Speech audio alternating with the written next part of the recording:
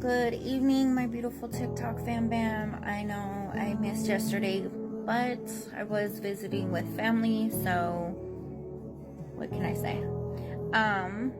So tonight we're gonna do 37 and 38. So without further ado, let's get started, shall we? Okay, so Psalms 37 says, "Don't worry about the wicked or envy those who do wrong. For like grass, they soon fade away. Like spring flowers, they soon wither. Trust in the Lord and do good. Then you will live safely in the land and prosper. Take delight in the Lord, and he will give you your heart's desires. Commit everything you do to the Lord. Trust him, and he will help you. He will make your innocence radiate like the dawn, and the justice of your cause will shine like the noonday sun. Be still in the presence of the Lord and wait patiently for him to act. Don't worry about evil people who prosper or fret about their wicked schemes. Stop being angry. Turn from your rage. Do not lose your temper. It only leads to harm. For the wicked will be destroyed, but those who trust in the Lord will possess the land. Soon the wicked will disappear. Though you look for them, they will be gone. The lowly will possess the land and will live in peace and prosperity. The wicked plot against the godly.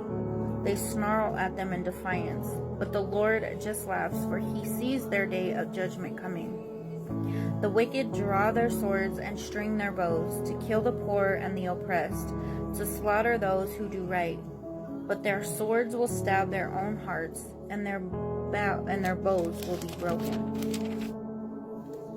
It is better to be godly and have little than to be evil and rich. For the strength of the wicked will be shattered, but the Lord takes care of the godly. Day by day, the Lord takes care of the innocent, and they will receive an inheritance that lasts forever. They will not be disgraced in hard times, even in famine. They will have more than enough, but the wicked will die. The Lord's enemies are like flowers in a field. They will disappear like smoke. The wicked borrow and never repay, but the godly are generous givers. Those the Lord blesses will possess the land, but those he curses will die. The Lord directs the steps of the godly. He delights in every detail of their lives. Though they stumble, they will never fall, for the Lord holds them by the hand. Once I was young, and now I am old, yet I have never seen the godly abandoned, or their children begging for bread. The godly always give generous loans to others, and their children are a blessing. Turn from evil and do good, and you will live in the land forever. For the Lord loves justice, and he will never abandon the godly. He will keep them safe forever, but the children of the wicked will die.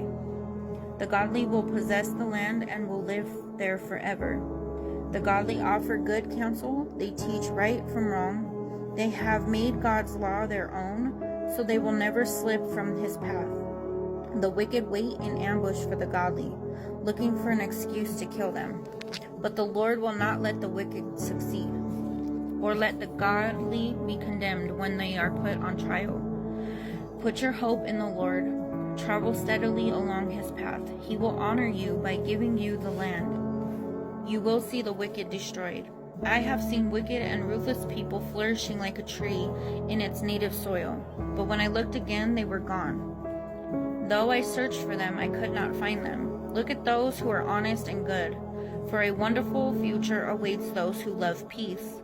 But the rebellious will be destroyed. They have no future. The Lord rescues the godly. He is their fortress in times of trouble. The Lord helps them, rescuing them from the wicked. He saves them, and they will find shelter in him. Psalms 38 says, "O Lord, don't rebuke me in your anger or discipline me in your rage. Your arrows have struck deep, and your blows are crushing me. Because of your anger, my whole body is sick. My health is broken because of my sins. My guilt overwhelms me. It is a burden too heavy to bear. My wounds fester and stink because of my foolish sins. I am bent over and racked with pain. All day long I walk around filled with grief. A raging fever burns within me, and my health is broken. I am exhausted and completely crushed. My groans come from an anguished heart. You know what I long for, Lord. You hear my every sigh. My heart doubts wildly. My strength fails and I am going blind. My loved ones and friends stay away, fearing my disease. Even my own family stands at a distance. Meanwhile, my enemies lay traps to kill me. Those who wish me harm make plans to ruin me. All day long they plan their treachery, but I am deaf to all their threats. I am silent before them as one cannot speak. I choose to hear nothing, and I make no reply. For I am waiting for you, O Lord. You must answer for me, O Lord my God. I prayed, don't let my enemies gloat over me or rejoice at my downfall. I am on the verge of collapse, facing constant pain, but I confess my sins. I am deeply sorry for what I have done. I have many aggressive enemies. They hate me without reason. They repay me evil for good and oppose me for pursuing good. Do not abandon me, O Lord. Do not stand at a distance, my God. Come quickly to help me, O Lord, my Savior. That's deep, you guys. All right, so here's a side note on Psalms 37:7. It says, centering on God. It says, I spent the summer determined to strengthen my prayer life. My first attempt began the way many begin. I tried praying more. Rising earlier and taking more time, however, only provided part of my answer. I still found myself distracted. A friend gave me a book on intimate prayer that instructed me to just stop thinking. If thoughts distracted me from listening to God, I should tell my brain to stop it. He made it sound so simple, so I tried it. I told my mind to stop thinking. I might as well have told my lungs to stop breathing. While that technique may work for others, it didn't work for me. I needed to find another way to center my mind. During a spiritual retreat in the quiet confines of a covenant that same summer, I learned about contemplative prayer. I spent 3 days learning from a 14th century volume written by an anonymous monk about centering prayer. The goal of centering prayer is to enter totally into God's presence, discovering communion with Him through focusing our attention on Him alone. It is also called a prayer of consent. This kind of prayer is focused on stillness in God's presence and complete submission to Him. Psalms 37:7, 46, Psalms verse 37, verse 7, and then 46:10. Centering prayer teaches that instead of an irritated reaction to unwanted distracting thoughts that interrupt our prayer focus, we can use a sacred word to gently brush the pesky thoughts away. Commonly used words include God, Jesus, love, peace, and trust. Yes became my sacred word. I chose it because it implies submission to whatever God has for me. When I was practicing centering prayer and distracting thoughts came along, I simply thought yes. For years, I bemoaned the fact that God didn't seem to talk to me much. I was so diverted by to-do lists that I couldn't hear the gentle whispering of God.